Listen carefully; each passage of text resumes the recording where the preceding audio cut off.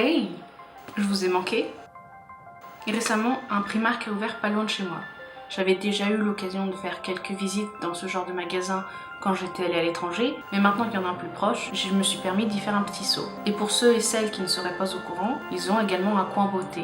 Vous pouvez trouver un peu de tout, du fond de teint et des concealers, du vernis, des accessoires, des fossiles, etc. etc. Plus évidemment ce qui nous intéresse ici, des palettes de maquillage. À savoir que ces palettes sont toujours entre 6 et 10 €, donc c'est un moyen de se faire plaisir à petit prix.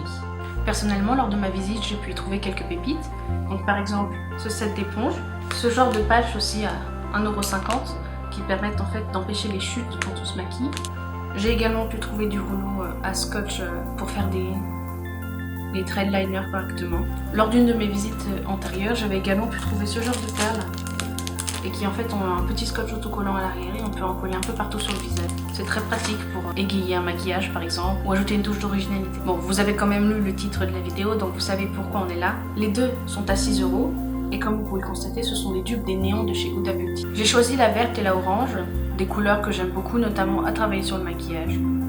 Je les ai swatchées ici, il y a des teintes mat, il y a des teintes irisées, il y a des teintes un peu plus satinées. Quitte à tester les deux, autant faire un œil de chaque couleur, ce sera plus rigolo, mais tout en gardant une forme à peu près similaire. Du coup, vous allez voir avec moi si ces palettes valent le coup ou pas. J'ai déjà fait mon teint et mon contouring, on va pouvoir passer au test make-up. Pour commencer, je vais appliquer ma base sur mes paupières. Je vais ensuite appliquer un fard beige sous mon sourcil. Je vais ensuite appliquer des bouts de scotch depuis mon coin interne jusqu'à peu près au sourcil afin d'avoir une forme plutôt précise quand je vais faire mon maquillage. Donc je vais commencer, cet œil là sera orange et cet œil là sera vert et je vais faire une sorte de forme semi-cut crease. Ma première teinte, la teinte médium, ça va être celle-ci et je vais l'impliquer dans mon creux paupière et sur mon coin externe.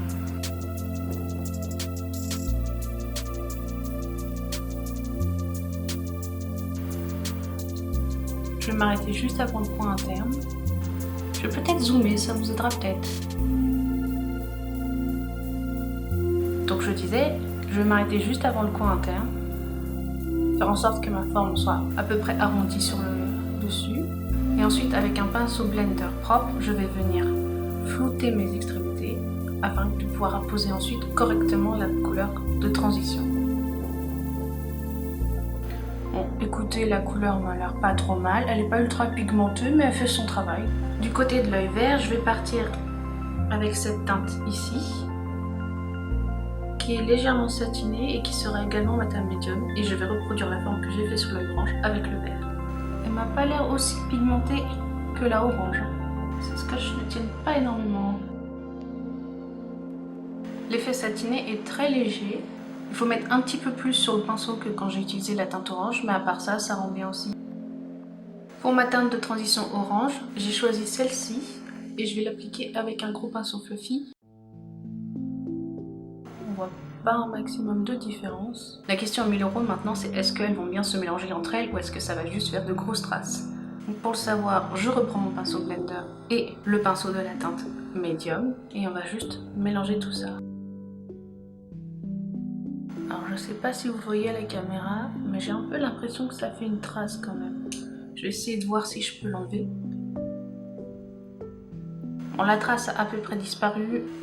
Pour la teinte de transition verte, je vais partir avec cette teinte là. Alors là, la différence de couleur, on la voit beaucoup plus.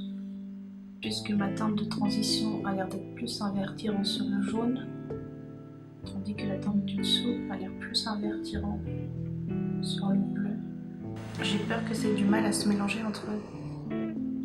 Encore une fois, ça passe, mais ça a un peu de mal à se mélanger tout de même. À part ça, jusqu'ici, ça reste potable, c'est plutôt pas mal.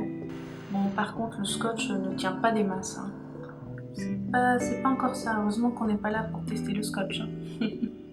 Pour ma teinte d'intensité orange, je vais partir sur celle-ci, qui est extrêmement pigmentée et qui m'a l'air quand même très bien. Cette fois, encore une fois, je vais l'impliquer dans mon coin externe et dans mon creux paupière, mais je ne vais pas aller jusqu'à mon coin interne.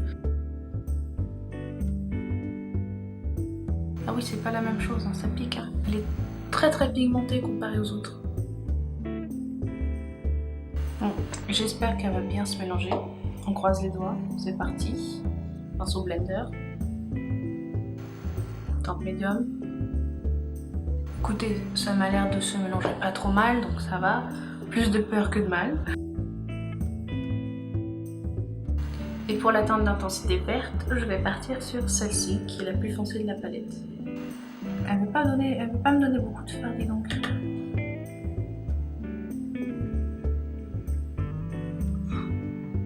Oula! Alors, la pigmentation de ce vert, c'est pas ça, hein.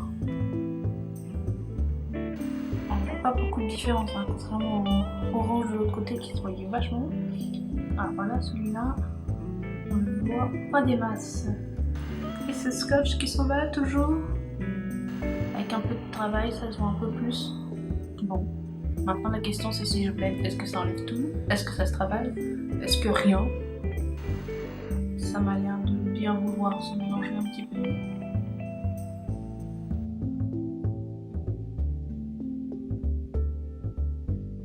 Je perds tout mon glamour avec ce scotch qui se détache tout le temps. Je vais ensuite venir prendre un petit pinceau plat, biseauter si possible, et mon démaquillant. Et je vais aller cutter mon semi-cut crease pour enlever ce qu'il y a déjà en dessous et pouvoir réappliquer ensuite une base après qui me permettra d'avoir un canvas blanc. Je vais venir reprendre mon pinceau avec ma teinte médium juste pour empêcher qu'il y ait une grosse barre au milieu de la transition et juste blender un peu les bords. Avec un petit pinceau plat, je vais donc venir mettre une autre couleur sur mon cut crease. Pour la teinte orange, je vais prendre la teinte centrale. Je ne sais pas si ça rend bien à la caméra, mais en tout cas c'est une teinte irisée et qui est vraiment très jolie. Je crois qu'elle n'était pas très visible sur le swatch, mais peut-être qu'avec une base blanche, ça rendra plus, ça sera plus visible et du coup vous pourrez voir à quoi ça ressemble. Ah bah oui, c'est beaucoup mieux là. Mais j'adore cette teinte, c'est pas une teinte que j'ai vue souvent dans les palettes. Et bien sûr, je fais attention à la transition. Elle n'est pas superbe celle-là. Je sais pas vraiment si vous la voyez, mais moi j'adore. Je suis très fan de la teinte orange. De ce côté-ci, ça va être cette teinte-là. Elle est pareil, très poudreuse dans le pan. On remarquera qu'il n'y a quasiment aucune chute à part ça. C'est assez impressionnant pour une palette si peu chère. Mis à part que la teinte est légèrement poudreuse dans le pan, elle fait son travail. Pour conclure avec les palettes sur la partie supérieure, je vais appliquer avec un tout petit pinceau, encore une fois, dans mon creux interne, une teinte pour faire éclaircir, pour agrandir, illuminer mes yeux. Donc sur la palette orange, je vais partir sur cette teinte-ci. Et pour la palette verte, je vais partir sur cette teinte-là, qui est un blanc avec des reflets verts. Ah oui, sur les deux paillettes, j'ai des chutes. C'est pas bon ça? Dommage, il n'y a plus quasiment aucune chute. Je vais maintenant mettre un trait d'eyeliner, du mascara, du crayon dans ma muqueuse. Le moment tant attendu. Ça a laissé une légère trace, mais ça devrait s'estomper. Mais à part ça, c'est clean, c'est net, c'est propre. Et ensuite, je rappliquerai les couleurs que j'ai mis sur ma paupière mobile en dessous de l'œil. Voilà pour les yeux. Maintenant, je vais mettre un petit peu d'highlighter. Pour finir ce make-up, je vais appliquer du rouge à lèvres. Celui-ci, il est de chez Colourpop. C'est le Ultra Satin Lip en teinte She Said. Conclusion, pour 6 € la palette, ça vaut le coup. C'est sûr que c'est pas la palette la plus pigmentée du monde, bien sûr. Et je trouve d'ailleurs que la verte est légèrement moins pigmentée que la orange. Mais pour le prix que ça m'a coûté, franchement c'est assez quali. Les palettes néant de chez Primark sont plutôt pas mal. J'espère que cette vidéo vous a plu. Et bien sûr, n'hésitez pas à vous abonner, à laisser un pouce bleu, à laisser un commentaire, à activer la cloche. Bon, vous connaissez la chanson, donc je ne vous apprends plus rien. Et puis, on se revoit à la prochaine. Salut!